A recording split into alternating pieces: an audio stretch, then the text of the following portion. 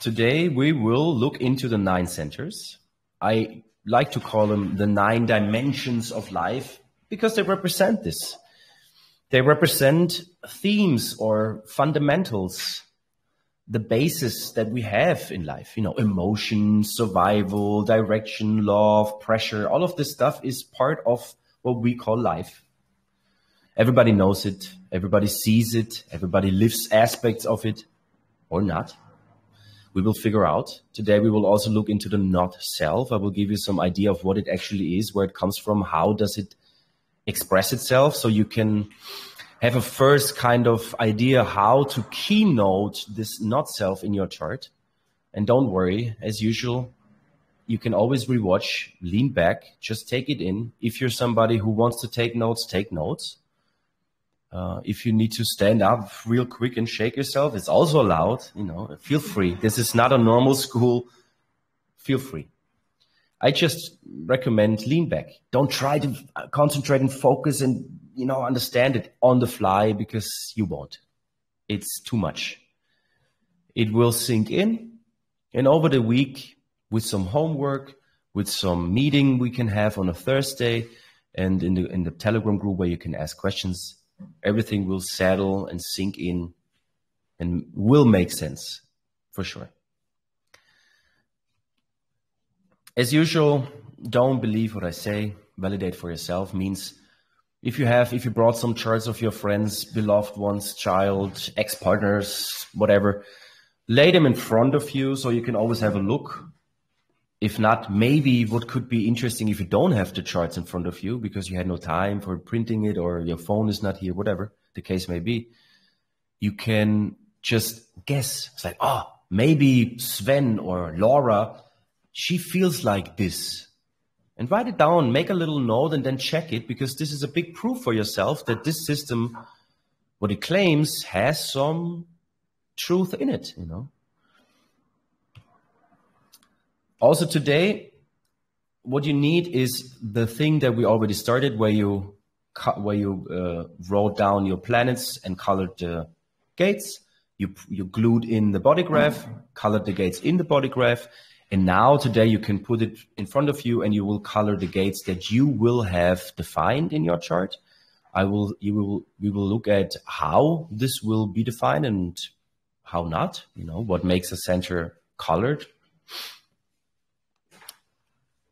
And we will start with this.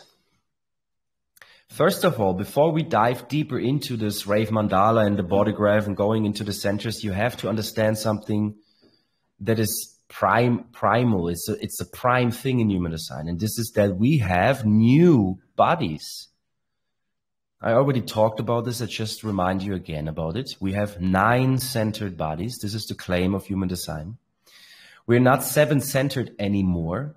Since the advent of finding Uranus in around 1781, there was a mutation. A mutation happened or was finalized or finished that we have new bodies. And obviously it took like 100 years until everybody had 9-centered bodies, But before 1781, we were 7-centered. And this is what we still learn everywhere when you look into spirituality, for example. Everywhere you will see 7 centers, 7 chakras, and everybody's on the third eye, ajna focused. I tell you, this is over. This time is over since 1781. This is not knowledge that will bring you further in your life. We are 9-centered. It's a new vehicle. And the only way how we can actually figure out how this vehicle works, because nobody ever did, not fully, because we all still are conditioned to be 7-centered, mental, focused, strategic killer monkeys, and not concentrated on what it's really about, because it's the mutation of emotions. Now, since 1781, it's the time to feel, not to think, not to manifest, to surrender, to be in the body and let the body does what it does. And there's not a lot of people who do that. They all do yoga strategically. They all do gurus, ask questions for their mind to have a better consciousness. They all go vegan because they want to have a better improved body, to have a better pineal gland, to whatnot, you know. It's all based on seven-centered bullshit. It has nothing to do with the possibility and the opportunity is about that we have as humans. So that means mind is not necessary anymore. Only for learning, maybe, to take the stuff in, yes, and to speak, to create language, to be an outer authority, what I represent right now by teaching you. I am an outer authority for your minds that eventually sinks in and will give you the possibility to make correct decisions and read those hieroglyphs that you see in front of you on this piece of paper. And we have those 9 centers. And those 9 centers are, you could say, they have different functions. So we have pressure function. You know, we have on the top, we have the head. And if you look closely, this head here, it looks a bit outside of the body. You know, it peeks out because it's not fully inside of the body. This is where the personality crystal sits. I already told you this many times, but just to remind you again, what we say or think who we are, the passenger that is watching all of this, because all of you, I'm very certain that all of you can watch your thoughts. You can see, oh, I'm thinking right now, don't you? And you can also see if your body has pain. And at the same time, you can see what you think and you can feel what you have in your body, pain or well-being. And who's watching this? It's the passenger, because this passenger is not fully in the body. It's more floating somewhere here, you know. So there's pressure from above, there's pressure from below. There's pressure from there and pressure from here, you know. It really creates a lot of pressure. And we have some physical pressure from below that's really physical. You can feel it in stress. And you have pressure from above that you can feel through having questions. It's not physical. It's more like a mental pressure. It's like, I need to figure this out. Both those pressures drive us. They drive us to live, you know. We have also awareness centers. You know, without awareness, we wouldn't be what we are. So obviously we have this awareness that all the animals have and also the plants, the splenic survival awareness in the now. And then we have the ajna awareness. This is an awareness that we mastered for thousands of years until 1781. And now we actually should be concerned about this, about the solar plex, about emotions, feelings, moods, passion, needs, all of this stuff. But we're not. We're still stuck here in this ajna center, still stuck in this mental concepts, ideas, opinions, facts, structures, analysis, all of this stuff. We're stuck up here, totally here, where we are stuck. We don't even realize that there is a body. We also have one gate that gives us direction and gives us a sense of love, self-love, love for humanity, universal love, love for the body. You know, we looked into this when we covered the gates. We have 4 centers that are motors, you know. It's a mechanical motor function. It's a center that creates energy, willpower, generating power, sexual power, stress that you sometimes need, and also emotional energy. Because this emotional center is not fully mutated yet. It's still in mutation. We are Homo sapiens intransitus. We are in an interregnum. It takes time. This is not finished yet. We don't have full access to emotional awareness. If we would have that, we wouldn't have drama. We wouldn't cry and laugh our asses off. We wouldn't have all of these emotional conflicts and all of this crisis and wars about emotions. We wouldn't have all of this friction if we would just have awareness. No. It's a wave. It's a motor that really pumps this world. This is an emotional world. And you cannot avoid it. It's everywhere. And then we have, I wrote one because I don't want to confuse you. Sometimes we can say it's two, but we have one gate of, one center of expression, one center with voice. But actually we have two, because the sacral is also some center that expresses something.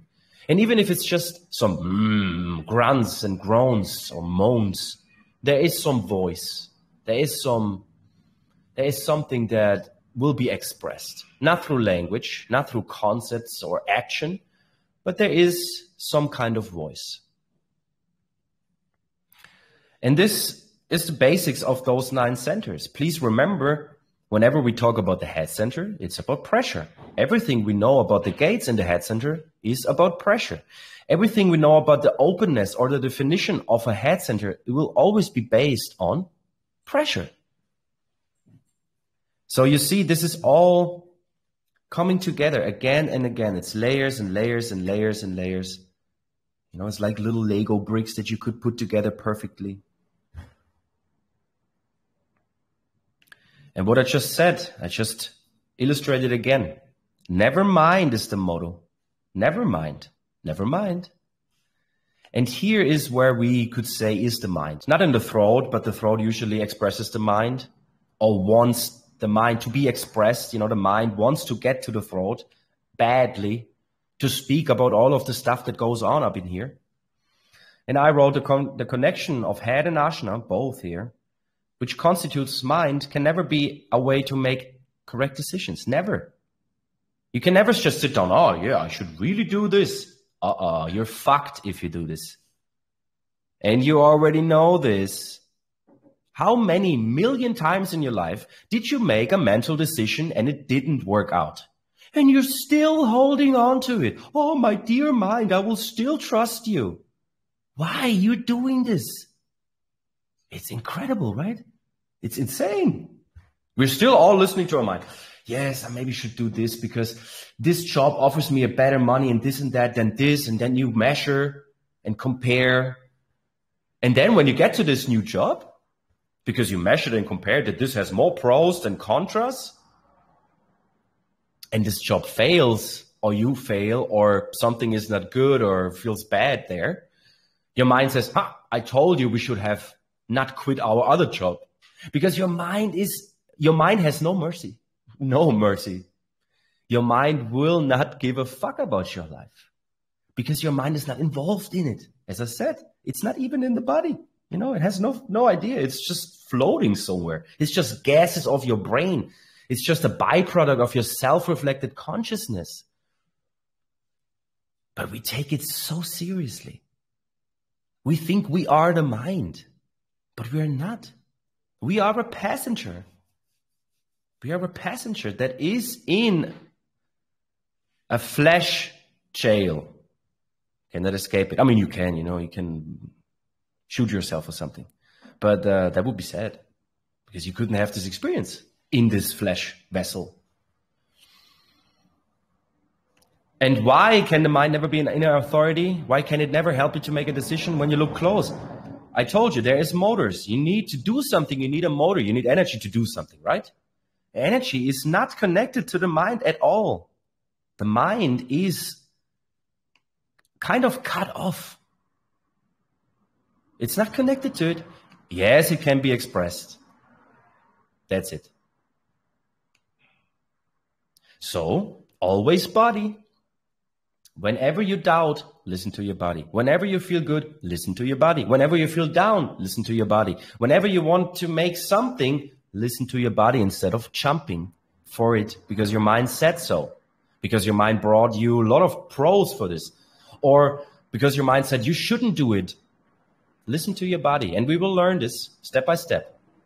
So all the centers below the throat, except the root, because the root is just the drive. You know, it's just the energy for those 3 centers. It's a drive to act, to move, to bring something forward.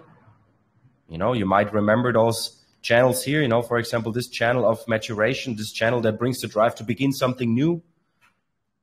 Or this channel here that brings the drive to correct something. Or the channel here on the side that brings the drive to have a new experience. So yeah, we have 5 centers that can be brings an inner quality to help you, or actually they will make a decision for you. As I said, the awareness of your body isn't reaching your mind. It's more like that the decision will be made, and then a few milliseconds, sometimes seconds later, your mind will conceptualize it and thinks you came up with the idea of making this decision. It's like you're sitting in classroom and your hand goes up and you think you came up with the question you asked. You didn't. It was your awareness, your body awareness, not your mind. Your mind is just translating those functions and chemicals and mechanisms. So you can realize, my hand is up, means I have a question. I know this is hard to swallow, because at one moment, it means you need to ask yourself, do you really have free will? Do you really have a choice in all of this? Or are we just choiceless beings who can just relax and perceive, receive, and observe? And then comes the question of, wouldn't this be much more beautiful if we would really just be passengers who can experience all of this, and we're not responsible of what our chemistry is doing? I say we're not responsible. And I'm not saying you shouldn't be responsible about your life. This is not about this. Obviously, you should, take consequences, and you should, deal with life how it is. You shouldn't avoid it or ignore it. You should be aware and mindful and, awake if you can, aware also. But not getting stuck in this, I need to be responsible about my decisions, because you're not. What you just saw was a little teaser, 17 minutes, about the last session that I gave on Friday in Rochelle about cracking your code. So if you still want to join, it is possible, because all of those recordings will be in the Telegram group. You can always go and look at the recordings, and then you can join offline if you're around. But you can just be online, you can participate online and just hang out with us in this private Telegram group, ask your questions, learn with us, print the PDF student material, learn by drawing out your chart, and so on. So, just want to give you the possibility. You still can join. Just check out the website, book it, or send me a private message.